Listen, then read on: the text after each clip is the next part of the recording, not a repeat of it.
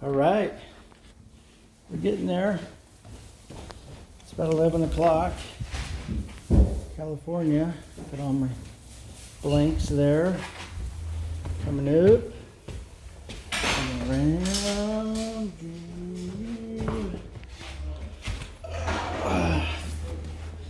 At this nose. This first step is always just that. Oh, my nail, I got a nail sticking out. Damn it. But yeah, so we wrapped it. Yeah. Ended up putting a little piece.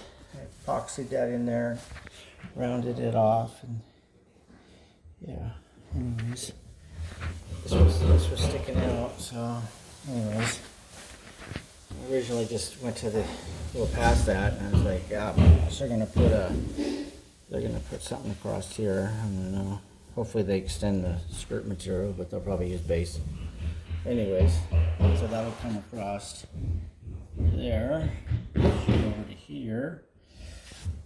Oh, I had this little nubbin here, so I just added it on there, routed the round off there, and put a little epoxy on there. So I probably could have got away with cutting straight across there. They would have probably put caulking or something back there with the crap. So looks like I notched it out.